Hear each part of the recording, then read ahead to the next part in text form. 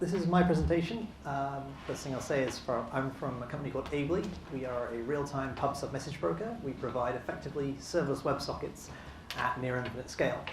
And we're one of the partners presenting today of people who partner with Aerospike on a technical level. So, quick agenda. So I'm going to run through who I am, what I do, and what for. Set the stage about what I'm talking about and why. Tell you a fun little story. And explain the issues in more detail, can look through some architecture, loop back to where it's important, and hopefully answer some interesting questions at the end. So, a bit about me. So, my title is the weird one of the product champion, which basically is a bit of a fun way to say it, tech sommelier. I'll pair a database over here, a Kafka over there, and a nice piece of cheese in the middle. And kind of give you that kind of holistic view of technology that you can actually interact with, and hopefully give you that bigger picture of just we solve this problem. It's more about this is what you're actually trying to do and how you do it. I've worked on everything from literal medical devices to MMO games and most things in between. And I've done silly things like start startups on Google Glass for augmented reality running games. There are videos on YouTube to prove it and everything else. And I take part in a lot of open source projects, partially kind of part of this bigger ecosystem because no tech stands alone anymore. So, what is Ably? And as I said earlier, with this big pub sub message broker, we do all this real-time edge connectivity stuff. But to be honest, that's a little bit boring to read. And there's a lot there, and I'll happily answer more questions afterwards about what we actually do in detail. Because the key thing here is we're a fast, highly available pub sub message broker built to scale.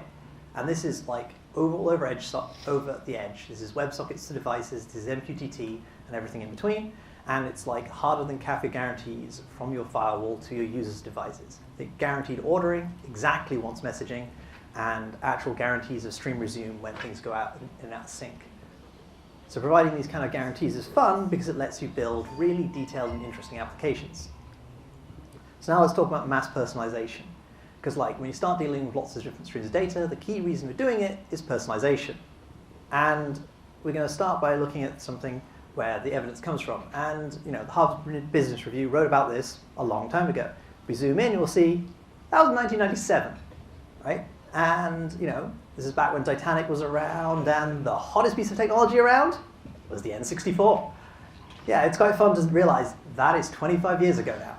And this is where it becomes interesting because mass personalization was a huge idea back then to the point where HBR wrote about it.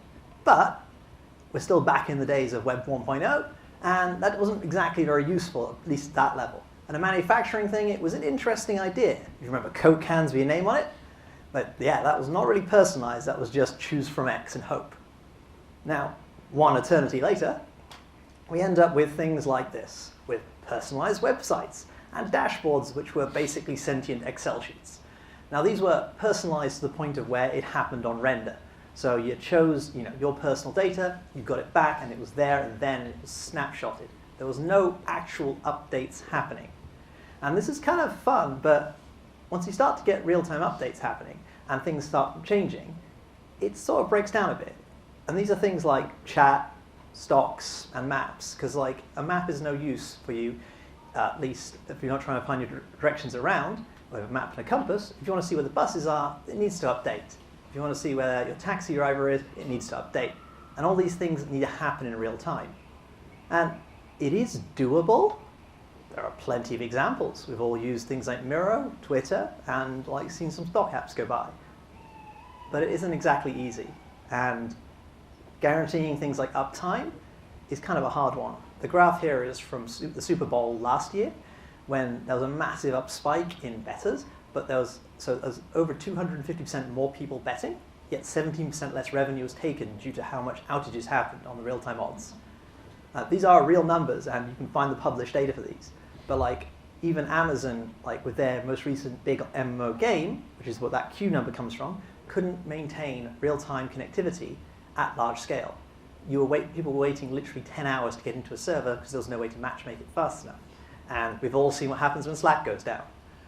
So real-time connectivity, doable, but quite difficult at times. And to hit on a point from earlier today, it's only going to become more of it. And we're about 5% today of real-time data, and it's going to be about 30% soon. And that's of all data being consumed, and that's including the fact that the amount of data consuming is going up really, really fast as well. So it's kind of going up exponentially, even though it only looks like a small portion of actual data. So let's tell you the story.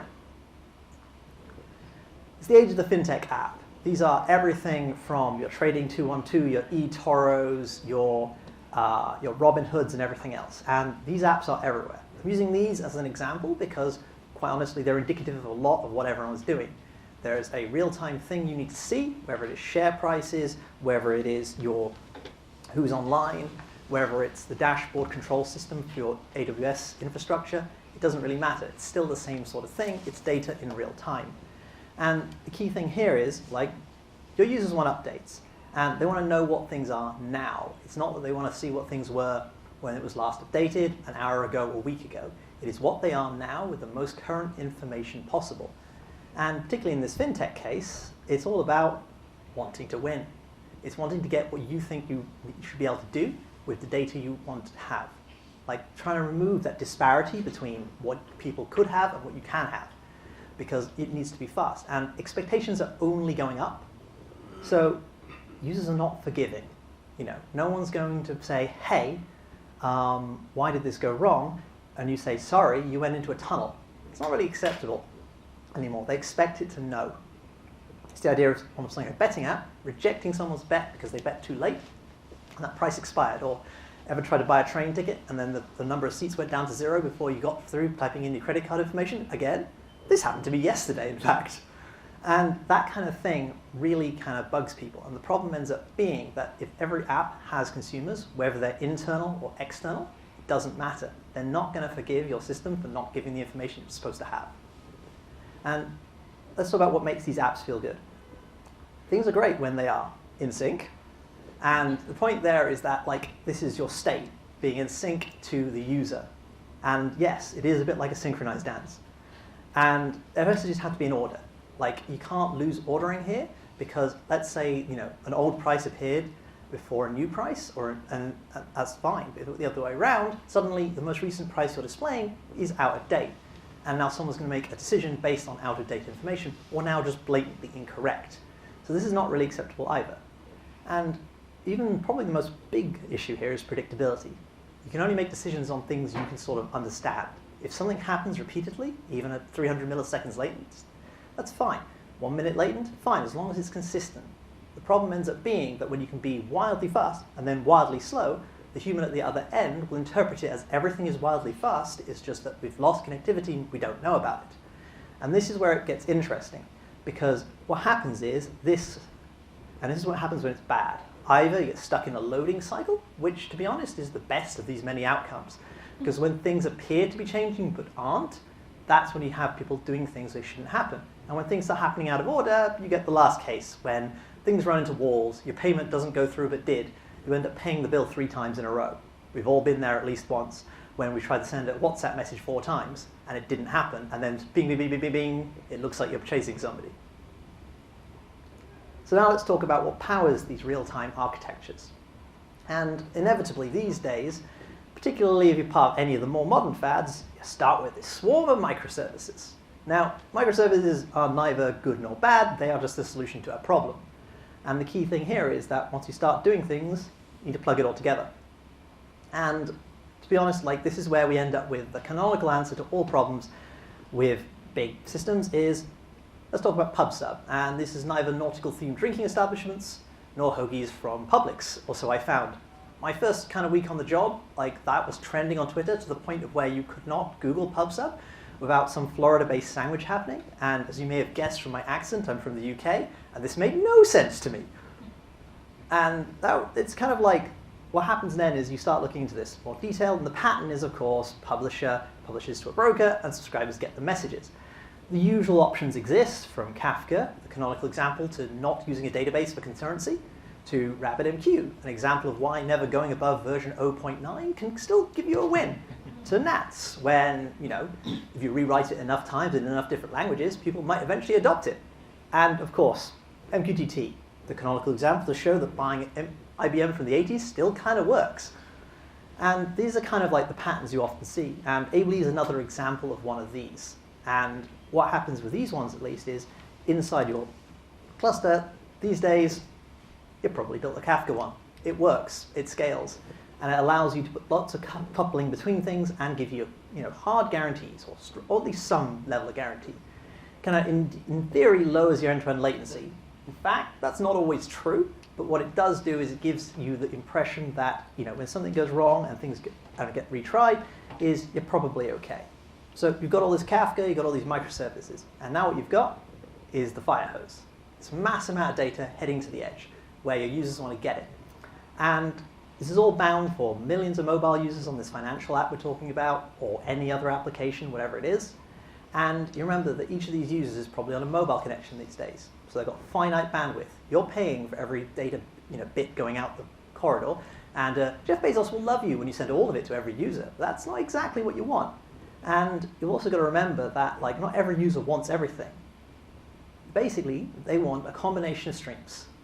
They want to take a bit of this, a bit of that, and create a view for themselves into what they're interested in, what they've paid for, more often than not, or what is personalized to them.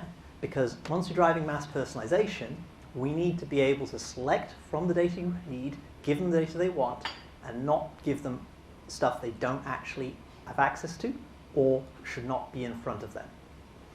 So when we start doing this, people normally start with a REST API.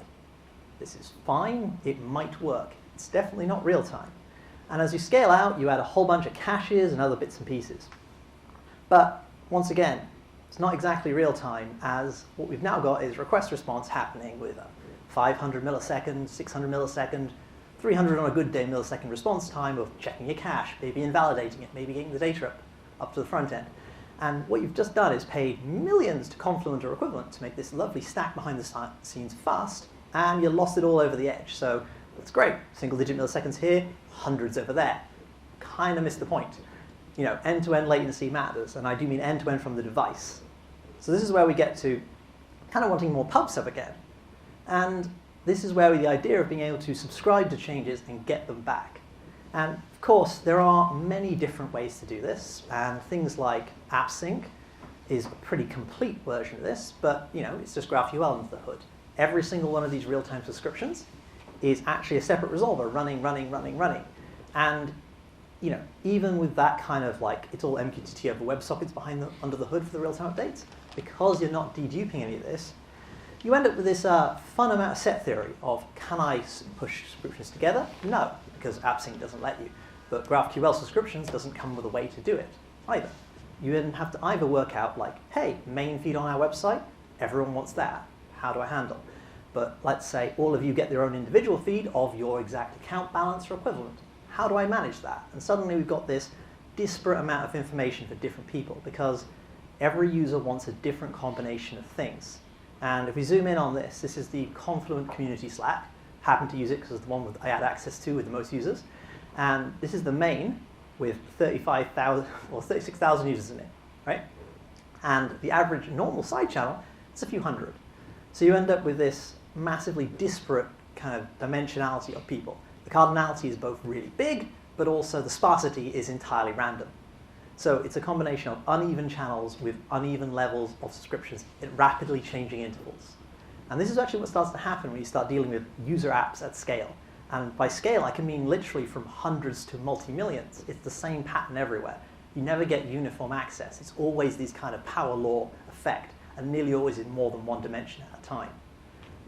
And this comes back to the idea of having X users with Y combinations of Z streams. So we only really have three ways we can start to look at this when we start to try and give a user what they want. Either we give every user their own stream of exactly what they want. We can put every single bit of data into its own user space topics. So Tesla stocks go there, Apple stocks go there, and Microsoft stocks go there. And then they can subscribe at the user side, or we can do some combination of both. And all of these have trade-offs. So let's start with streaming it all into user space topics. Every single, let's say, stock ticker now has its own set of data in it. And you can pub and sub at will. Great. But you only publish it once, and it's quite simple from server side. But the fun thing here is that you have to permission every single stream individually. You could have a cardinality into the multi-millions of tickers, because you might be taking every derivative product under the sun as a user space thing, or every single coin out there, and those increase by a factor of 2 every day, it seems. So you suddenly have the idea of how do I permission these accurately, how do I depermission these accurately, because suddenly a subscription might include 700, 1,000 tickets. That's a lot. But also, there's no way to do stream history, because what I'm allowed to subscribe to this second is not necessarily what I was allowed to subscribe to yesterday. So you can't easily give a history back through time, which is really important, particularly with any kind of data, pardon me, that changes over time, is you nearly always want to give someone the ability to look back, not just now, but over the last n seconds, minutes, or even days. So let's talk about the next option. Give everyone their own topic. This is the idea of you saying your stream is your stream. You get history, you always get the right thing, and in theory it scales quite easily. But you simply have a problem, which is that if you have like a single feature which is really interesting, everyone's interested in Tesla today, that's great. That means every single person subscribed to that has to be published too. So that's a single publish operation per user. There's no easy fan out. You're not broadcasting at this point, which means that you really eat it on that sparsity versus cardinality problem. The previous solution had the simple fact of every publish was a publish, but then no loads of blank, empty topics with no one listening to them.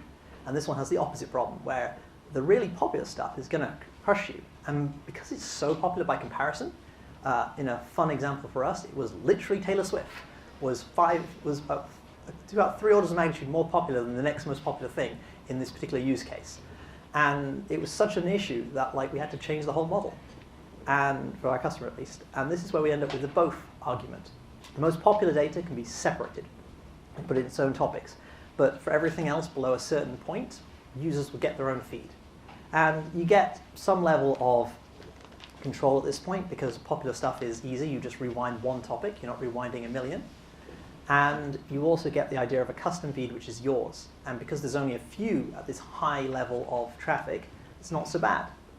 On the other hand, clustering is now complex, and you're pushing work to the server side, which is fine in some contexts, not in others. It really depends, because phones are still supercomputers, if you think about them. But these days, browsers are not, because you've got 100 tabs open. So let's look a bit into how this works. So I'm using Python here because of most of the time when I architect things with people, I end up putting quick Python demos together because it demonstrates the point of view. But also, it's just indicative, so this could be any language. So let's say you start with Kafka on one side, the big fire hose coming in. You've got your Python worker sorting out, and there's a cache of who's who and who wants what. And it goes poke, poke, poke, poke, poke, poke over the edge. And next thing you do is max out your consumer groups. This is great, because now you can start pushing more things in. But the problem here is that as you scale these consumer groups, you're rebalancing randomly, and that's not great. So really what you want to do is just start with a full consumer group. Now what happens is you have these disparate numbers of people. And the fun thing here is because we've just got a cache that tells you who's subscribed to what, is we can just move them around in the cache and let the consumers go from there. But when we start scaling beyond that, we can just shard it on users. So users basically fall into one side of the cache, allowing you to basically have this tiered out subscription in 2 dimensions. You've scaled firstly in consumer groups, which you should never change if you can ever help it. And then you have the idea of saying, well, I have all these users. Let's say users A through E, E through F, and F to Z, because that just happened to balance, is all just in separate segments, and you can move them around. And then you end up with the idea of being able to tier this stuff out. But the thing is, it's still a little unbalanced, because it's not even that dynamic. And because you always have that one slow thing bringing everything down. And this is why you can't just have it all separated out. You kind of need something both a bit bigger and a bit more durable. Because particularly with caches like Redis, if anything falls down, you're eating a massive rebalance at any given point in time. So let's try it once more time with durability. Now, this is where Aerospike comes in. And where I kind of came into using Aerospike a lot was the idea of saying what I needed was a cache I could rely on. And the thing is, these things don't always change. When things change, they change quick. So you need to have a kind of a durable state of what everyone's actually interested in. It needs to be transactionally accurate, and you need to be able to rely on it going up and down. And what happens then is we're using Ably here because it is what I do, and B, because Ably offers that stateless interaction from one side to a stateful interaction at the user side, effectively we can publish with durable guarantees. And even if anything on this side goes down, Ably will guarantee it at the other end. So what happens now is we can basically change subscriptions by using some Ably features to control what someone's interested in, feed that directly into an Aerospike cluster, mutate the various subscriptions, and are able then to publish onwards. The key thing here is we have durability throughout because 1, Aerospike's on disk, 2, Ably's on disk, and 3, Kafka is on disk. The actual processing servers now are fundamentally relatively stateless because we have state guaranteed elsewhere. And when we get to this big scaled out kind of effect, every single one of these rebalances that happens is no longer at a consumer group level. It's just a cache operation in Aerospike. You just change where users are and what they subscribe to. But that's not even the whole story, because there is more. And this is where we end up with some of the more interesting things. And why I keep looking at Aerospike more and more is because we've now pushed everything to an actual database, right? We're no longer just in a cache with whatever features the current Redis owner has decided to install. We've got everything from proper queries, new SQL layers, and everything else. Is all this cache information, which can be expired at whatever key you want, can just be layered upon. You could actually just add additional processes on top of this and then log where everyone is. You can even just publish direct from Aerospike into Ably. There's no need to have these workers direct. So you can do things like fraud alerts directly in this stream. So let's say you have people buying and selling stocks on their mobile phones, and suddenly a transaction comes through that no one actually likes. That sounds weird. Send them an alert saying, hey, are you sure you want to go over your margin limits or equivalent? And the key thing here is that with something like an Aerospike involved into this kind of real-time journey, you have a durability layer you can guarantee. It's fast enough to sync this full fire hose if you wanted it to, but it doesn't need to. You can basically have that transactionally accurate state at any given point in time. It is your rewind snapshot. It is that thing you can then put that REST API for the big bulk queries on. But then you have your Ably on top, which gives you that fine-grained control over permissions, fine-grained control over fan-out, and the ability just to scale this to any edge user. The kind of a bit more about that edge thing here is this is the ability to say, over 200 edge points globally with a kind of average millisecond rating of about 65 global. So that's fast. But the fun thing is that means that you've got this sub-millisecond query space in the middle, which you can query against. But then every update is there within 100 milliseconds to the actual user, rather than waiting around at whatever they're polling at. So let's talk about what this gets you. You've now decoupled your internal delivery from external delivery, which means that you can have your internal network doing what it's supposed to do. And that is actually a big thing. You can have simple authorization because fundamentally you're using a permission system like Ably, and you've got standard REST APIs on the front. And it's an API plane which controls data. That backfeed we saw earlier allows you to change what's in the cache dynamically. And it's pretty straightforward to control this because it's all permissioned against users with tokens already. You never deliver an unused message because we've already changed the subscription model to say a customized feed for you, you. Meaning that you're no longer giving data over the wire which no one wants. If you've actually asked for it, you'll get it. If not, you won't get it. And it's always there back in history.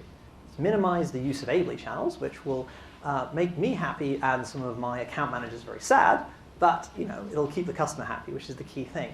And you've achieved real-time user state. And that's both reflected in a cache, which you can then query at any given point to have a stateful representation internally or externally, but also you can have an easily scaled one for every user out there. And that's an extra slide somehow. The thing is, though, this is what real-time data is currently trending towards right now, right? You have some GraphQL, which you can't necessarily control because you have these multiple n+1 queries, you have multiple resolvers going off over and over and over again over weird caches. You either have stateful WebSockets you've got to manage yourself, which as someone who literally manages millions of socket connections every day, is no fun. So that's part of why we exist. And then you have MQTT, which is great until you need to cluster it. And RabbitMQ, that wonderful thing until something falls over, at which point it is the bane of your life. And if you've ever done anything transactional over RabbitMQ and tried to have high availability, you'll understand the pain. And this is what it currently trends at, whereas it really should look a bit more like this, with something stateful at every step of the way, something you can guarantee on, and something with high availability.